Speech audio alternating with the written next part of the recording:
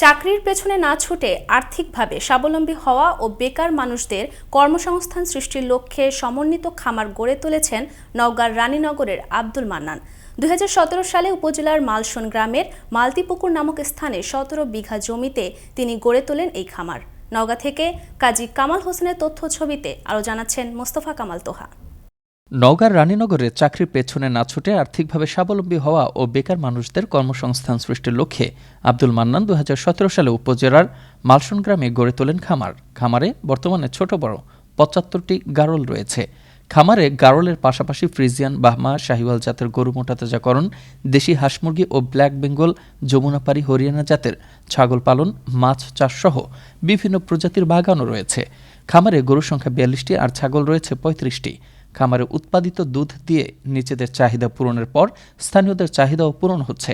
এছাড়া পুকুরের পাড় দিয়ে বিভিন্ন সবজি চাষ চোখে পড়ার মতো। ইতোমধ্যেই মান্নানের দেখাদেখি ওই গ্রামসহ তার আশপাশের গ্রামগুলোতে ছোট বড় 16টি নতুন খামার তৈরি হয়েছে। খামারে কাজ করে যে অর্থ আয় হয় তা দিয়ে সংসার ভালোই চলছে। এখানে গরু, ছাগল, ভেড়া বা গারল, মাছ আছে, হাঁস মুরগি আছে। তো এই মাছ দেখাশোনা সম্পূর্ণই কিছু আমি করি, এখান থেকে আমার সংসার চলে। এই খামার দেখে মূলত দেখার উদ্দেশ্যটাই হলো আমি নিজেও খামার করার জন্য আগ্রহী। এই খামারের মাধ্যমে এখানে যে মান্নান ভাই তিনি নিজে যেমন স্বাবলম্বী হচ্ছে, পাশাপাশি এখানে অনেকে কর্মসংস্থান তৈরি হয়েছে। গাড়ল বরকে খাওয়ার দিই, হাঁস মুরগি দেখাশোনা করি, আমরা স্বামী স্ত্রী কাজ করি।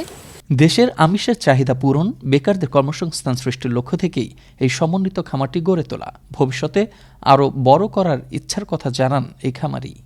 আমার মূল উদ্দেশ্য ছিল যে বেকার সমস্যার সমাধান করা, স্বনির্ভর হওয়া, চাকরি পিছনে না ঘুরে যদি কিছু লোকের কর্মসংস্থান করা যায়, সেটাই আমার মূলত চিন্তা। এদিকে আকার ও আকৃতি ভেদে বাচ্চা গারলের প্রতিটি 4,000 থেকে 6,000 টাকায় বিক্রি হয়। মান্নানের সমন্বিত খামার সকলের জন্যই অনুসরণীয় ও দৃষ্টান্ত হতে পারে বলে মনে করছেন এই প্রাণী সম্পদ কর্মকর্তা। খামার পাশাপাশি অবশ্যই মান্নার ভাই যে খামারটা সেটা অবশ্যই অনুপ্রেরণার একটা একক আমি মনে করি, এবং সেখান থেকে আমাদের যুব সম্প্রদায় যদি এখান থেকে কিছু শিখতে পারে এবং এটা এগিয়ে নিয়ে যেতে পারবে দেশকে। মান্নানের মতো চাকরির পেছনে না ছুটে খামার তৈরি করলে একদিকে যেমন দেশের অর্থনীতি আরও গতিশীল হবে, তেমনিভাবে বেকার মানুষদের নতুন নতুন কর্মসংস্থানেরও ব্যবস্থা হবে। পাশাপাশি নিজেদের চাহিদা পূরণের পর দেশের বাজারে বিক্রি হবে খামারে উৎপাদিত স্বাস্থ্যসম্মত পণ্যগুলো। মোস্তফা কামাল তোহা, আনন্দ টিভি, কৃষি ডেস্ক।